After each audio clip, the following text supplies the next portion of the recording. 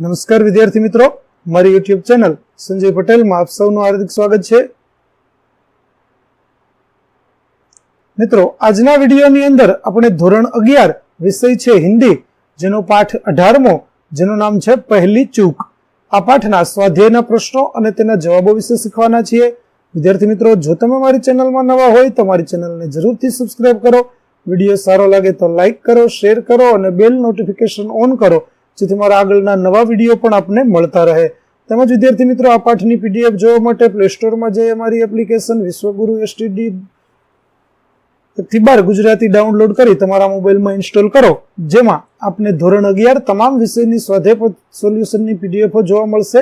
તો આશા રાખું છું અમારી એપ્લિકેશન આપને ગમશે, જરૂરથી ડાઉનલોડ કરજો। તો ચાલો મિત્રો, હવે શરૂ કરીએ પાઠ 18 પહેલી ચૂક। प्रश्न 1, सही विकल्प सुनकर उत्तर दीजिए। पहला, लेखक ने किस व्यवसाय को उत्तम व्यवसाय कहा है? तो उत्तर होगा क, खेती। दूसरा प्रश्न, इसमें से गोबर का स्थान कहाँ है? तो उत्तर होगा ख, पंचगव्य में। तीसरा, लेखक किसका शौकीन है? तो उत्तर होगा ग, सिनेमा देखने का। चौथा प्रश्न, लेखक ने बाजरा को क्या समझा था? उत्तर होगा क, आदमी। पांचवा, लेखक शहर जाकर क्या करना चाहते थे? उत्तर होगा घ, रिसर्च। प्रश्न 2, दिए गए विधानों की पूर्ति उचित विकल्प चुनकर कीजिए। पहला, बेटा यह खेती का पेशा तुमसे नहीं चलेगा, यह तो हम जैसे खाली जगह है। उत्तर होगा क, जाहिलों के लिए। दूसरा, अध्ययन करते समय इस नतीजे पर पहुंचा कि आदर्श खेती गांव में नहीं हो सकती है। चौथा, मेरे मुंह से पवित्रता की बात सुनते ही चचा दंग रह गए। चौथा, दूसरे दिन से ही मुझे इस बात की चिंता हुई कि ऐसी चूक मुझसे कहीं दोबारा न हो जाए। प्रश्न 3, एक एक वाक्य में उत्तर लिखिए। पहला प्रश्न, लेखक कौन सी कहावत कई बार चुन चुके हैं? तो लेखक निम्नलिखित कहावत कई बार सुन चुके थे। उत्तम खेती मध्यम बान, अधम चाकरी भीख निदान। सबसे उत्तम व्यवसाय खेती है, मध्यम व्यापार है, नौकरी निम्न कोटि का कार्य है और भीख सबसे निकृष्ट कार्य है। दूसरा, लेखक को बीज और खाद खरीदने कहाँ जाना पड़ा? तो लेखक को बीज और खाद खरीदने के लिए अपने बीज गोदाम और बाद में शहर जाना पड़ा। तीसरा प्रश्न, लेखक ने बाजरे को क्या क्या समझा? तो लेखक ने बाजरे को आदमी और छायादार पेड़ समझा। चौथा प्रश्न, निम्नलिखित प्रश्नों के 2-3 वाक्य में उत्तर दीजिए। पहला प्रश्न, लेखक के चाचा ने लेखक को क्या समझाया? तो लेखक के चाचा ने लेखक को समझाया कि खेती का काम है तो बड़ा उत्तम, पर अंग्रेजी पढ़कर खेत नहीं जोता जा सकता। खेती के काम में दिन रात पानी और पसीना, मिट्टी और गोबर से खेलना पड़ता है। यह उन जैसे पढ़े लिखे लोगों का काम नहीं है। खेती में अरहर की दुठियों में पर घूमना फिरना होता है। दूसरा प्रश्न, लेखक के चाचा का खेत कहां पर स्थित है?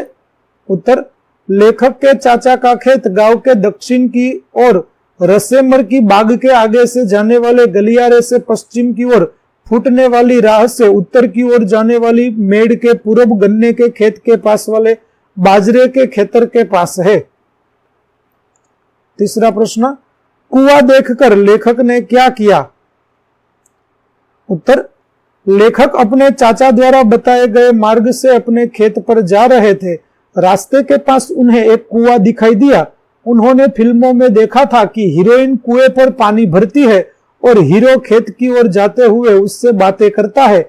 यह सोचकर लेखक ने सीटी बजाई, पर कुआं सुनसान था, ऐसा कुछ नहीं था। चौथा प्रश्न, रामचरण जोर जोर से क्यों हंसने लगा?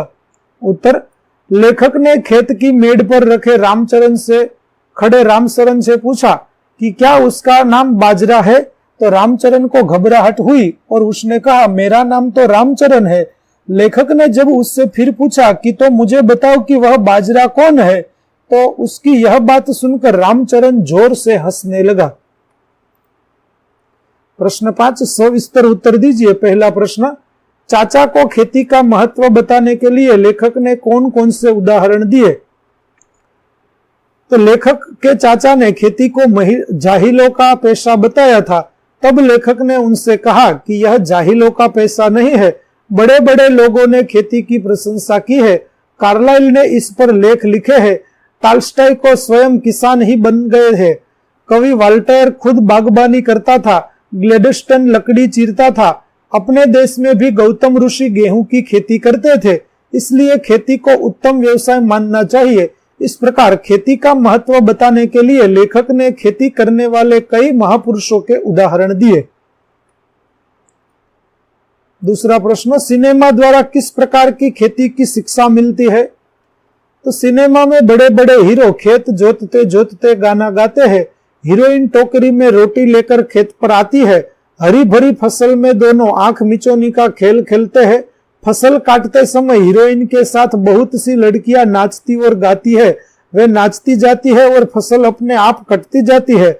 इस प्रकार सिनेमा द्वारा खेती की शिक्षा मिलती है।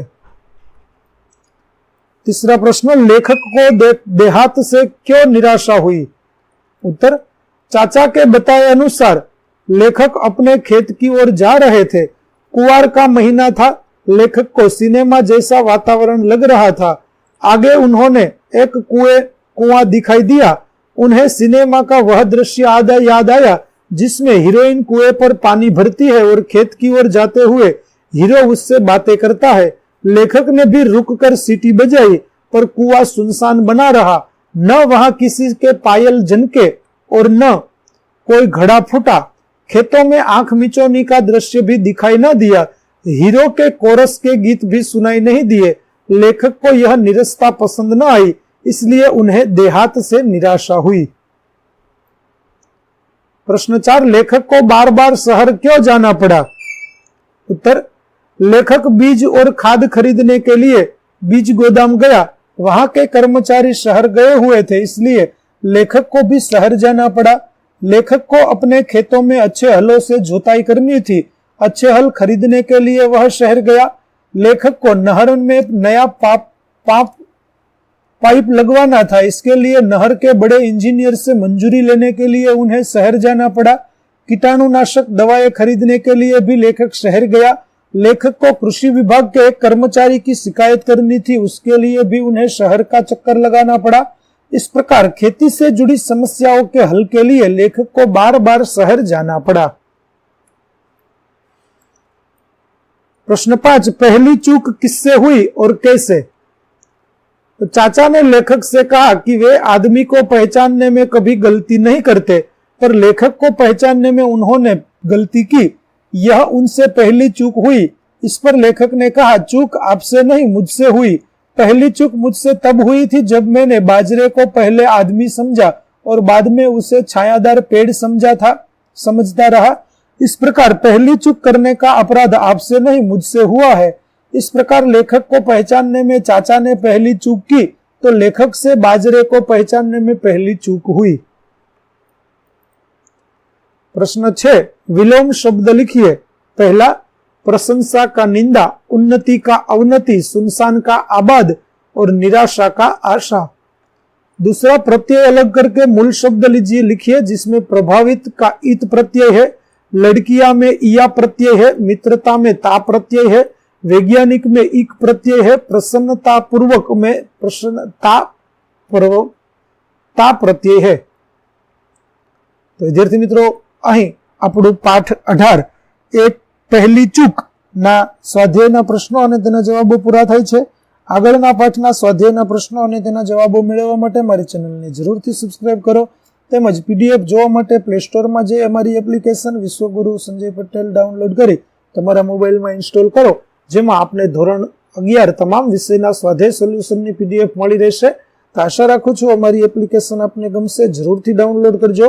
ફરી મળીશું નવા પાઠ સાથે પાઠ 19 ની અંદર। ત્યાં સુધી આવજો।